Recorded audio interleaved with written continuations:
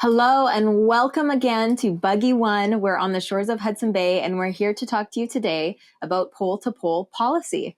My name is Alysa McCall and I'm moderating this chat today with some amazing colleagues of mine. With me, I have Flavio Lehner, who is our chief climate scientist and a pretty cool guy. And then we have the incredible Emily Ringer down in Oregon, but joining us today. There she is. Hi, Emily. She's our director of policy. Thank you so much for being here today.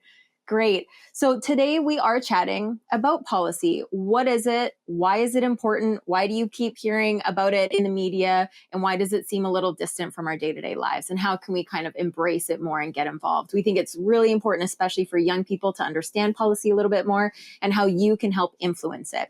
So we're going to talk a little bit today about what's going on in the polar bear sphere of policy and then some big picture stuff. And we'd love to take your questions throughout and at the end. So if you do have any questions, wherever you're watching today, there should be a chat section underneath the video. So if you're on the polarbearsinternational.org website, you can use that chat right under. And if you're maybe watching on YouTube as well, we have people monitoring and sending me the questions here. So please do let us know if you've got any questions today. So we will kick it off by starting, where are we and why are we here? And I should note today is a little bit special. We just had a mom and triplet cubs right outside of our buggy. They did get up and leave about 3 minutes before this broadcast started, but we have other guests on the buggy as well today. So everyone is keeping an eye out for these bears coming in. So you might see our wonderful guests behind us or around us because it's a pretty special day to be seeing moms and triplets. And they really, families are one of the big reasons that policy is so important. It's these vulnerable families, the next generation of polar bears that we want to protect. Why do polar bears need sea ice and why do we talk about needing to protect them? We know that Arctic sea ice is declining as our world is warming, and polar bears depend on Arctic sea ice for survival in the long term. They need sea ice. They use it as a platform on which to hunt seals, their main prey. They also use it to travel, to den. There are no polar bears with no sea ice over the long term. So it's very important that we protect this incredibly important habitat, but not only for polar bears, also for the entire Arctic ecosystem. Polar bears are at the top of that food chain. Everything we do to protect them helps the whole ecosystem, helps protect sea ice, helps protect all of us all around the world. And that's another reason that policy is so important. So with that little backgrounder, again, if you've got any questions and you want to know more about what's going on, send them in to us. Right now, the polar bears are here. They won't be for long as the ice freezes up soon, hopefully, but we'll be here sending them to you as long as the bears are here. Emily, I'm going to throw it over to you to kind of really kick us off on the policy part and maybe just start with the big picture. What is policy? What is environmental policy? Why does it matter? Thanks, Alysa, and I'm so happy to be here with everyone today. And thank you, Alysa, for starting with such a zoomed out question, because policy, environmental policy, policy in general, has a reputation for being pretty elusive and sort of hard to define and hard to understand. Now, policy at its core, though, is just how humans moderate other humans' behavior. So a policy is a plan or a rule or a set of guidelines that a group of people generally agrees upon. And then that plan or rule guides what humans can or cannot do. And policies can be made by governments, so everything from a prime minister and a president to a more local level of government like city council or mayors. They can be made by schools, businesses, churches, libraries, the list can just go on and on. Sports teams, that's a good example. So all of these institutions in your community likely create and implement their own policies.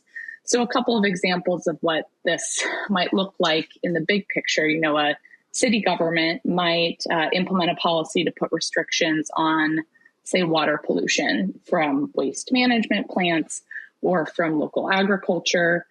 A school might choose to create a no idling zone and enforce a no idling zone within their school boundaries to reduce emissions from their school community. And say a clothing company or really any company that produces things might choose to lower their consumer waste by creating a policy to reclaim and restore products rather than just selling new products. So policies, and these are just, a fractional example. Policies are all around us enforcing our human systems. And these three examples I just gave are, in fact, environmental policies. And we think about environmental policy a lot when we're thinking about polar bear conservation because they have such a big impact on polar bears. Our human actions impact polar bears, as we know from what Alysa just said. And so environmental policy is any policy that really considers the impact of human activity on the environment. And that's super important because there are a lot of humans on the planet and we're all living in different ways. We all have different needs. And the actions we take impact the natural systems on our planet. And ultimately, we all really rely on those natural systems, as do polar bears. So for the purposes of, that's kind of like the big picture of environmental policy and how it intersects with our human world. You know, it's a human-made system to regulate human behavior. And we have a really cool example to talk about today that I would kind of like to kick off. And it's a pretty specific one. So, you know, as we've just discussed, policies are all over the place. But this is an exciting new one that might be impacting some policy in the United States. So in the US, where I live and where I am based, the government is required to protect any species that are listed on the Endangered Species Act. So that means any species that are threatened or vulnerable for various reasons. And in 2008, the polar bear was listed on the Endangered Species Act because the bears are threatened from sea ice loss from climate change. And as we just heard from Alysa, and as we know, reducing, fossil fuel emissions is the most effective way ultimately to slow climate change and curb sea ice loss. But when polar bears were listed, the government said that they didn't have enough information to really make a specific connection between polar bears and the emissions that cause that sea ice loss. And so they didn't have the information. They made a rule that said they wouldn't really be able to consider this when they were looking at how future actions might impact polar bears. But in an exciting turn of events in this year, just a couple of months ago, we have some new research that has the potential to influence these rules. And I'd love to kick it over to Flavio to tell us a little bit more about that research and the significance it might have in the greater environmental policy space. So Flavio, can you tell us a little bit about that? Sure. Yeah. Thanks, Emily. As Emily said, the challenge with the Endangered Species Act from 2008 that was protecting polar bears was proving actually how emissions of greenhouse gases directly impact the health of polar bears. And over this period, which is now 15 years, several pieces of research have come out, both from the climate science community as well as people biologists studying polar bears that allow us to now address this sort of gap, this problem at the time. And so on the one hand, we are now much more able to quantify how much sea ice is being reduced by a certain amount of greenhouse gases. So we always knew this link between greenhouse gases warming will reduce sea ice, like your ice cream that melts on a warm summer day. But we've been able to quantify that much better. And then even more important on the biology side, this link of how long in a given year there is no sea ice available for polar bears to hunt on, how that affects the survival rates of polar bears has been better quantified, both through more data, different sort of analysis with mathematical methods that we're probably not going to go into deep detail today. But what that research showed is that as this period of ice-free days gets longer each year, which is something we're seeing both in Hudson Bay and across the Arctic, the survival rates of polar bears are negatively affected.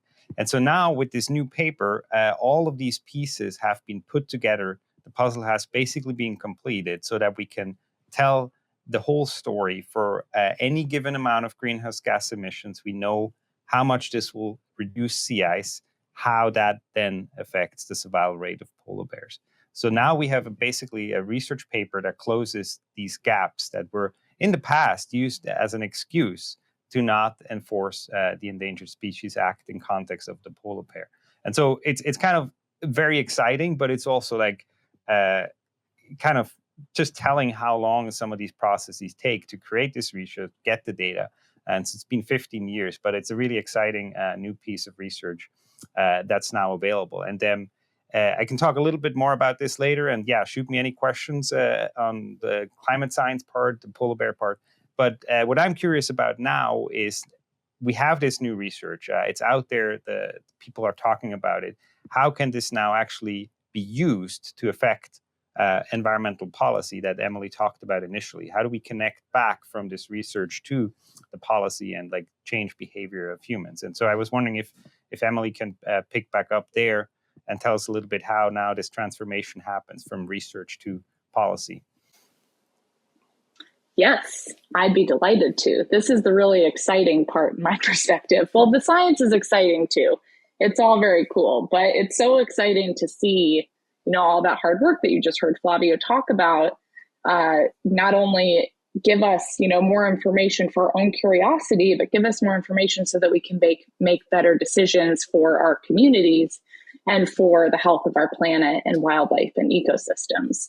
So in the United States, when decisions about how best to protect an endangered species are made, the government is required to use the best scientific data. So that's the best data that can inform those decisions. And as you just heard from Flavio, we now have new information. We have much better data at this point to help our government make decisions regarding how best to protect polar bears and how to moderate some of our human actions that might harm polar bears. So when we get new information like this, we usually need to update our rules and policies. So that's, I think, another important feature about policy is you can kind of think of it as its own ecosystem, actually. It's a human ecosystem of rules, really. And those are always changing because we're always learning new things. And, we are human organic beings that are always changing. We're part of our ecosystem. And so our rules have to change along with us as we understand more. So in this case, we have shared this new information with the US government, who, as I said earlier, it's their job to consider impacts that new projects might have on endangered species.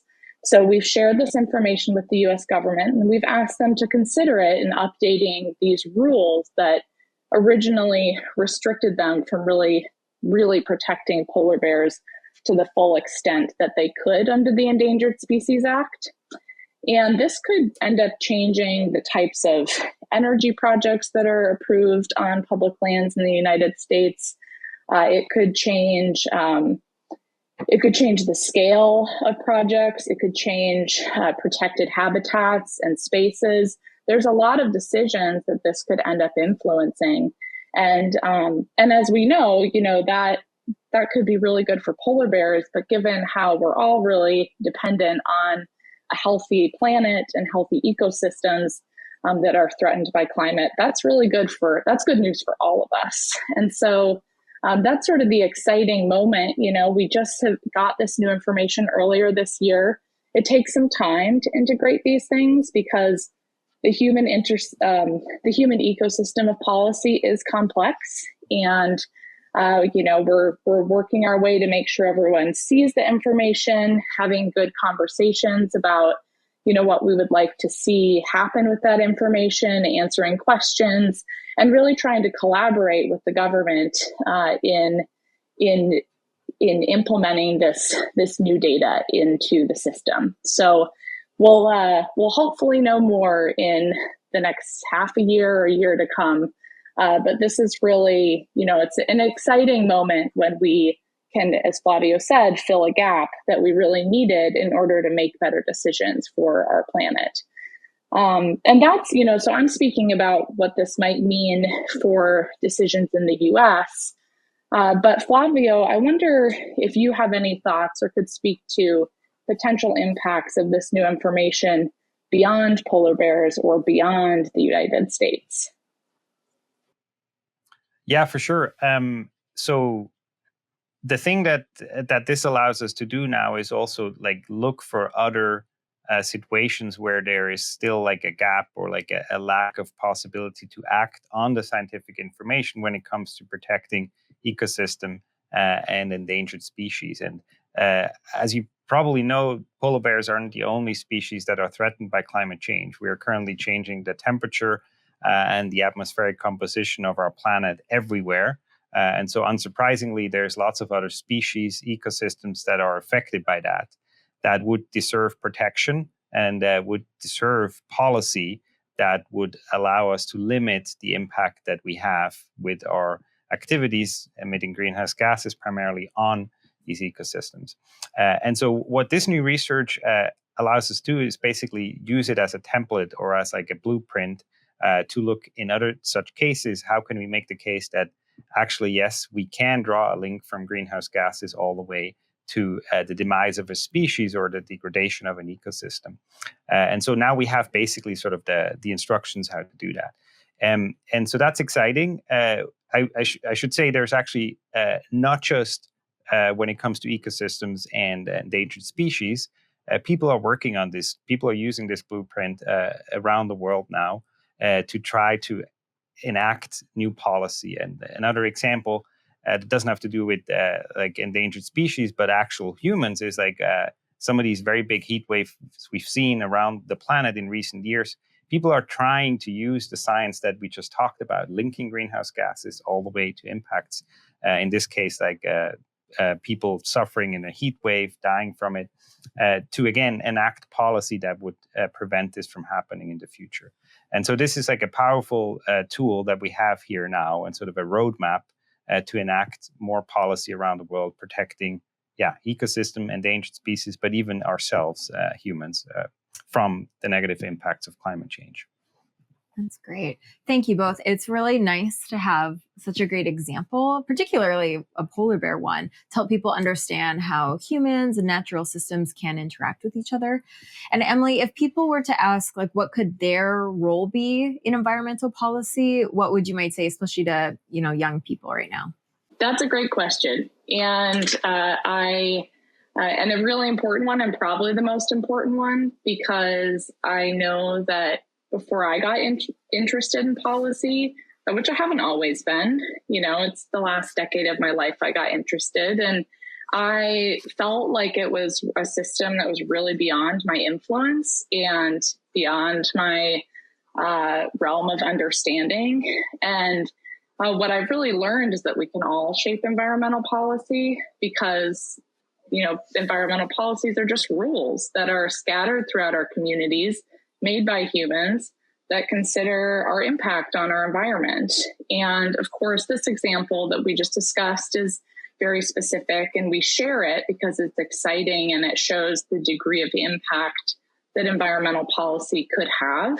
But it's really not necessary that when we're thinking about ourselves and our connection to environmental policy that we think on that scale, because we can influence every community and every institution that we're a part of ultimately.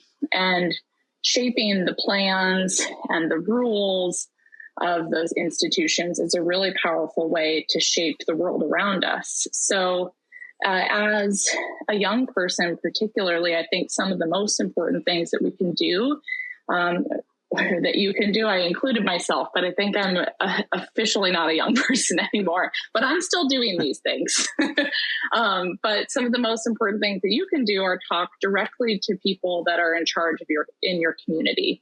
So that could be, those could be government officials for sure. There's no age limit to, when you can start telling your government officials what's important to you, because whether or not you can vote, they still represent you.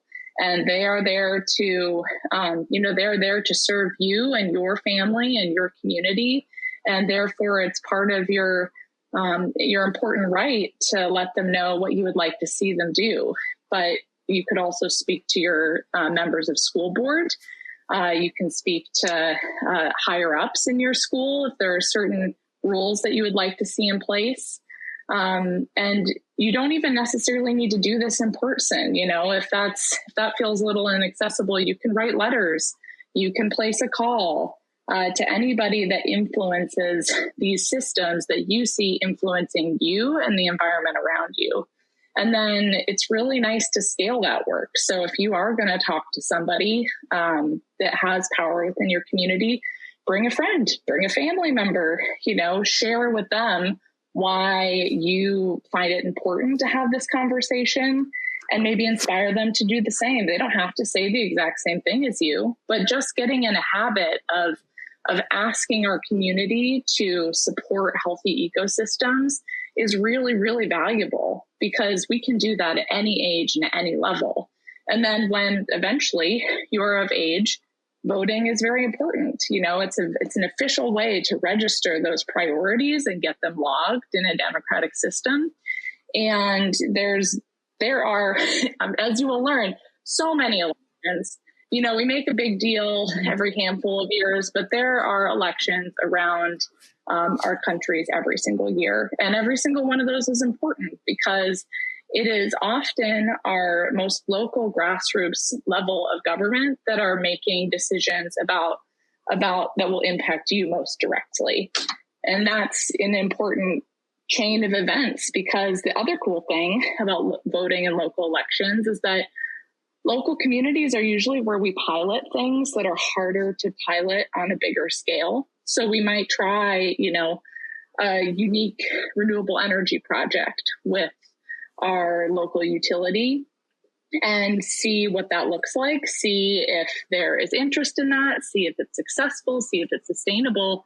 And if it is within that scale, that's an example that we can give to larger scales of communities. And eventually that might work its way all the way up to the country level or the national level. So you can see how every little way that you can engage in this, I think, does eventually scale. And just making a habit of being engaged in these issues and requesting from people in power that they make good decisions on behalf of your community is a really, really, really powerful way to get involved. Thanks for that, Emily. Yeah, this community idea is so important. It's not all on one individual. We can work together, and our voices together are even stronger. And there's so much influence that especially young people have. And if you start now, who knows how many things you could influence as you grow older. And, all those people in policy, sometimes it feels really like distant, or that they know things you don't know. They are just people that have found themselves in positions of power. And you too one day could be that person in position of power and making those choices as well. So that's also an interesting option to consider. There's a lot of important stuff out there. And thank you so much, Emily, for kind of explaining some of that today. I think it can be a dense topic. It's one that's a little intimidating, I think. So having like a real example and then explaining how it's so important is really, really helpful. So I've got one question for you, and then we can wrap up. And it's kind of, how you're feeling about it. Are you optimistic so we can put the rules in place, but are we enforcing the rules? Are you optimistic that people will follow the policy? And what happens if they don't? Is it like a financial penalty? What is it? How can we make sure that these policies stick and matter? That is such a good question, and really important, because I think we often tend to focus so much on, we'll just speak in the context of government here. So we focus so much on passing legislation, which is really important, but often that's quite symbolic. So, just passing a law doesn't mean that the work is done. It just means that we've committed to it. And then the work needs to be done. That law needs to be implemented. And we can often, and I'm super guilty of this. I think we probably all are. Once something is passed, we often kind of look away and we figure that the work is done. Whereas following up on that and sort of seeing things through and committing to checking in on how things are going is really, really important, because often the period after passing a policy is the hardest one, because it's really complex and we usually need to make modifications. So I do feel, I'm certainly hopeful about the process, but that being said, it's an imperfect process, as almost everything is. And because of that, we need to, we need to be vigilant and watchful, and collaborative and adaptable ultimately. And in that way, I think we so often pigeonhole policy into being this really static thing. And as I said earlier, it's not. Like, it's kind of a living, breathing system that we need to treat that way. And in terms of incentives, that just really depends on the policy. So you could definitely have financial repercussions attached to a policy. There are plenty of other ways to ensure accountability. I do think it is important to have some means of accountability attached to a policy, but what that actually looks like can just vary. But, big picture, I'm definitely hopeful about the process. I think my main point would just be that we have to, it's important not to get discouraged about the imperfections, because that's just inevitable. Like, we're never going to have a policy process that is not imperfect. And that doesn't mean that it's wrong or can't work. It just means that we have to commit to the whole process. I appreciate that. I feel like I've actually said that a few times this week in different contexts when, we're talking about even clean energy and rolling out solar, wind, or whatever it is we need. And there are a lot of buts, it's like, well, we have to consider what we're mining out of the earth for batteries. We have to consider how we're recycling these materials. We have to consider wind turbines could be dangerous to birds in certain areas. But at the same time, we cannot let perfection be the enemy of progress. We have to act and fix as we go. We are humans. We are, creating this policy for and by humans. There's going to be errors in that, and that's okay. We just keep making it better. And for, again, young people out there, this is a dense topic, but we hope that today maybe it helped you understand a little bit about how your role might fit in here, how policy shapes your world. Whether we like it or not, it does shape these rules around us, and we can influence those rules to make this place better for us and for the polar bears. And so we're going to wrap up here. We're going to try to find more of these moms and cubs. It's been a beautiful day out here. Moms and cubs on the tundra. It's so nice and fun to be watching polar bears, but it's so important that we consider kind of this heavier stuff in the background to actually make sure we can protect these polar bears out here. So thank you both so much. Thank you, Emily, for joining us all the way from Oregon today. Thank you so much, Flavio, for being here on the buggy. It's been a really nice event. Thank you to explore.org and Frontiers North Adventures, who helped make this possible out here on Tundra Buggy 1 on the shores of Hudson Bay. Freeze up is kind of starting. We're seeing some ice out here, but we bet the bears will still be around for at least a week or two or more. So we'll be here. Check out our schedule. We've got a few more great events coming up, and we'd love to see you at them. And if you enjoyed today, if you're a teacher, if you are in a classroom, we have a lot of really great materials on our website that are free to use. We've got different curricula for different types of classes, so please do check those out. And also please consider taking our feedback survey on this event to try to help us improve what we're doing and how we can better serve what your classroom needs. So thank you again, everyone, for watching, especially young people out there. Your voice is so important, and you really do matter, and so does your future. And we want to work together to make sure that it's protected for all of us. So thanks, everyone, and have a great rest of your day. We'll see you on the tundra. Thank you.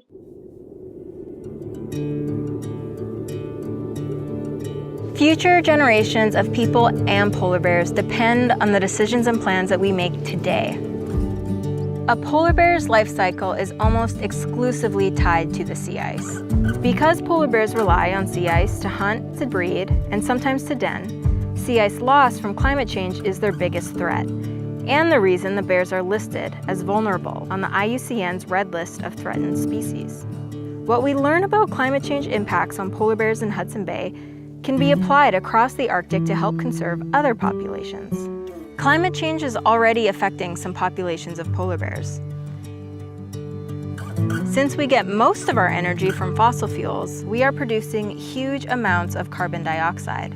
You see, regular amounts of carbon dioxide in the atmosphere act like a blanket around the Earth, trapping heat and keeping our planet at a stable temperature. However, when we burn fossil fuels like coal, oil, and natural gas for energy, we pump rampant amounts of carbon dioxide into the atmosphere. This buildup thickens the blanket, trapping too much heat, disrupting the climate, and melting Arctic sea ice. When Arctic waters are cold enough, the top layer freezes into a special type of ice called sea ice. Sea ice is to the ocean what soil is to a forest. It supports the entire Arctic food chain. Food from this marine ecosystem also sustains northern communities. The key to getting the climate back to functioning the way it should, and to preserving a future for polar bears across the Arctic, is to move away from using fossil fuels for energy altogether. The most important thing we can do is vote with the climate in mind to let our leaders know we support a swift transition to renewable energy sources. In the meantime, we can directly participate in and learn more about our local and regional renewable energy options. We can all make a difference outside our own households by influencing where our energy comes from. Because together, we can make sure that polar bears roam the Arctic sea ice for generations to come.